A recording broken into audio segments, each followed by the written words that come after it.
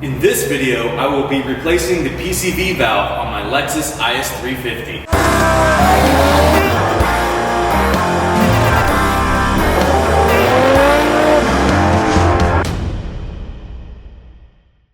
Hello everyone and welcome to Marty Motoring. Like I said, today I will be replacing the PCV valve. In my throttle body video I did recently, I mentioned the PCV valve needed to be replaced as it is probably gunked up with oil over the 161,000 miles that are on this car. So we're going to take a look at that today, see if it is gunked up and replace it either way, and kind of show you the steps of how to do that. So we are in the Hammer Down Motorsports shop once again. We got the Lexus pulled in, all set up, ready to go.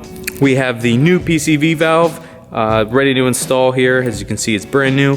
Check out the link to get this in the description below. So if you're looking from the driver's side near the air intake manifold and you go down here, that is where the PCV valve is. That's what we're gonna have to take off that hose, take it out, put this one in.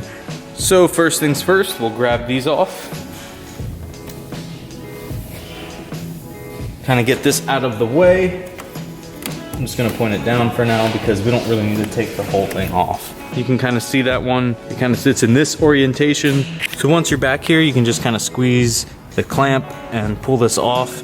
And as you can see, there is the PCV valve right there. So it is a pretty tight fit. We got the hose off here and kind of broke it loose, but it's actually really hard to get in there just because of the angle with the intake. The intake is actually over top of this a little bit, and there's like no way to get a wrench on this properly. So if you have basic hand tools at home, you're pretty much in trouble, because I had to use a crow foot just to break that loose, and it's kind of a time consuming thing because every time you get it, I only turn it about a quarter turn and then back it off, go back around, get another quarter turn out of it until you can get this thing removed. So if you do have the unfortunate experience of changing this PCV valve, what I used was just a crow foot 19mm short extension and a ratchet, just kind of break it free, and you can get this in about a quarter turn, pick it up, get another quarter turn out of it. Kind of time consuming. Unless you have your intake off, then it'd be an easy job. And that's how the crow's foot fits on there, just kind of like that. It kind of allows you to turn this, because it seems like there's not really any other way, because a wrench won't fit, like we said.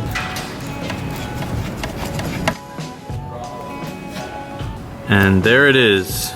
So it is pretty gunked up. The valve sounds like it's about the same, still working, but it's pretty dirty. So there is a little comparison of the two. Obviously this is the one that was just pulled out. It's pretty dirty and gunked up.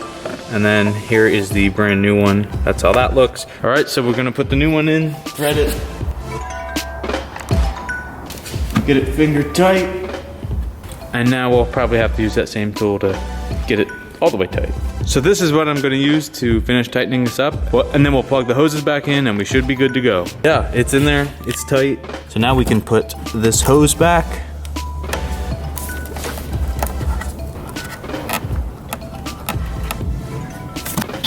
Hook this one back up.